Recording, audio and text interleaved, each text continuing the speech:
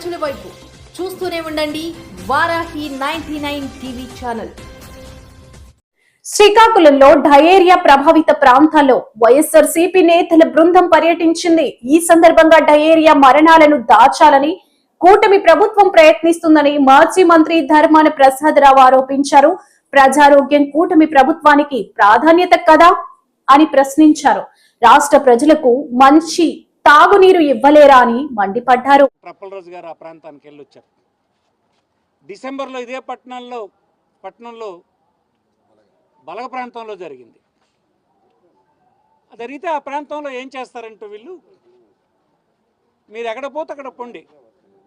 ఈవేళ కూడా ఇదే ప్రాంతంలో 100 మంది సుమారుగా డయేరియా ఎఫెక్టెడ్ పీపుల్ ఉంటే, పేషెంట్స్ ఉంటే ఎక్కడెక్కడ ప్రైవేట్ హాస్పిటల్లో అక్కడక్కడ చేర్పించారు. ఎవడి బాధలు ఆడు పడ్డమే. కానీ ఆ డోరుకు మాత్రం మంచి ప్రభుత్వం అని ఒక స్టిక్కర్ అంటించడానికి మాత్రం ఎవరైనా పంపిస్తారు. ఇవాళ 3-4 చనిపోతే వాళ్ళ ఆలోచన ఏంటంటే, ఒక్కడు చనిపోయాడు, మిగతా వాళ్ళందరూ వేరే కారణాల వల్ల చనిపోయారని చెప్తూ ఉన్నారు ప్రభుత్వం సైడ్ నుంచి.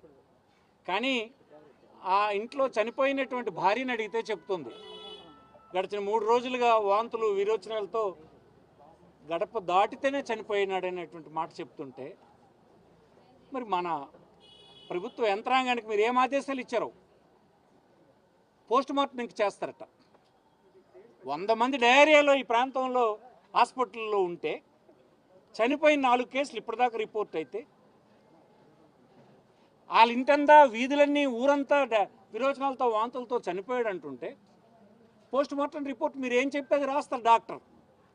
ఏం పోస్ట్ మార్టం రిపోర్ట్ వస్తుందో మాకు కూడా తెలుసు. ఎంత దిగజారిపోయిందో ప్రభుత్వం చూడండి. అంటే ఏంటి, ఇంతమంది చనిపోయారన్నటువంటి వార్తని ప్రజలకు తెలియకుండా ఉంచుదామన్న తాపత్రయమే కానీ, ఆ కుటుంబాలను ఆదుకుందాం, మునుముందు ఇలాంటి ప్రమాదాలు జరగకుండా చూద్దాం, ఇది మన రెస్పాన్సిబిలిటీ అనేటువంటి బాధ్యత ఈ ప్రభుత్వానికి లేకపోవడమే. ఇవాళ మీరు ప్రత్యక్ష సాక్ష్యాలు, మీరు అన్ని కెమెరాలు అక్కడే వాళ్ళ అభిప్రాయాలను విన్నారు. ఈ ప్రభుత్వం పూర్తిగా బాధ్యత లేకుండా వ్యవహరిస్తుంది. ఎంతసేపు రాజధాని అనే పేరుతో డబ్బంతా అక్కడ పెట్టి మిగతా రాష్ట్రాన్నంతా నిర్లక్ష్యం చేసే పని చేస్తూ అన్ని రంగాల్ని వదిలేసి, మీరు నమ్మరు, గవర్నమెంట్ హాస్పిటల్, పెద్ద హాస్పిటల్కి శ్రీకాకుళం పోతే మందు బిల్ల లేదు, మందు బిల్ల ఇచ్చే దిక్కు లేదు అక్కడ.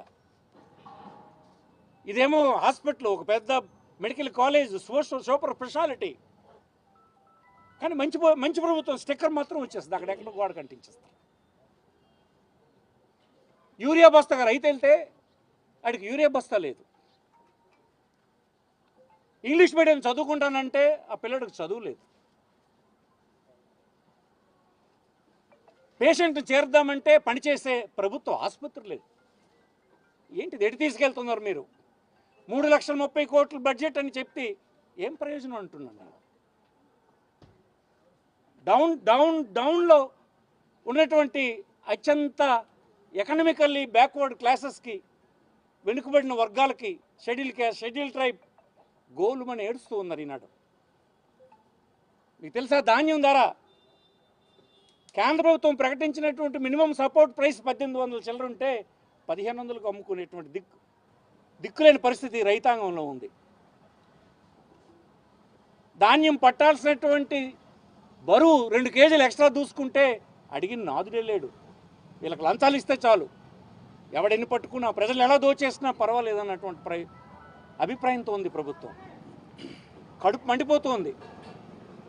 చనిపోయినటువంటి వారికి, బాధితులకి సరైనటువంటి న్యాయం చేయాలని ప్రభుత్వాన్ని మేము డిమాండ్ చేస్తున్నాం.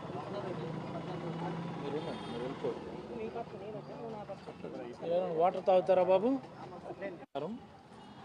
నేడు శ్రీకాకుళం జిల్లా శ్రీకాకుళం కార్పొరేషన్ పరిధిలో జరిగినటువంటి కేవలం ప్రభుత్వ నిర్లక్ష్యం వల్ల జరిగినటువంటి ఒక సంఘటన. డయేరియల్ డిసీజెస్ వచ్చి 4 చనిపోవడం, ప్రభుత్వ నిర్లక్ష్యం కొట్టొచ్చినట్టు కనపడ్డం.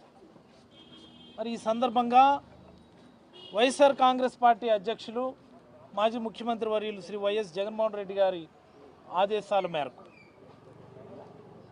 పెద్దలు శ్రీ ధర్మాన ప్రసాదరావు గారి నేతృత్వంలో జిల్లా పార్టీ అధ్యక్షులు ధర్మాన కృష్ణదాస్ గారు, అలాగనే నేను, శ్రీకాకుళం మాజీ మున్సిపల్ చైర్మన్ పద్మావతి గారు, సోదరుడు స్వరూప్, శ్రీకాంత్, సూరిబాబు, రవి, ఇతరత్రా పెద్దలు, ఈ నియోజకవర్గంలో ఉన్నటువంటి వైఎస్ఆర్ కాంగ్రెస్ పార్టీ నాయకులందరం కూడా కలిసి ఈ ప్రాంతంలో ఉన్నటువంటి పరిస్థితులు, ఈ ప్రభుత్వ నిర్లక్ష్య ధోరణి, అలాగనే చనిపోయినటువంటి కుటుంబాలను పరామర్శించి ఇబ్బంది పడుతున్నటువంటి వ్యక్తులను పరామర్శించాలన్నటువంటి ఉద్దేశంతో రావడం జరిగింది. మాతో పాటుగానే మీరు అందరూ కూడా వచ్చారు వీధుల్లోకి.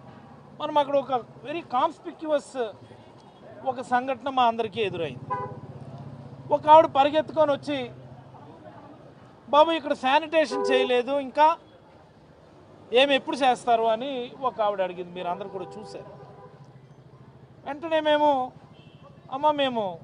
మమ్మల్ని మీరు ప్రతిపక్షంలో కూర్చోమని చెప్పారు, మేము ప్రతిపక్షంలో ఉన్నాము అనగానే వెంటనే ఆవిడ అన్న మాట, ఆ గొలిగేలా రాలేదేటి ఇంకా అనుకున్నాను. ఆవిడ విన్నారు కదా మీరంతా.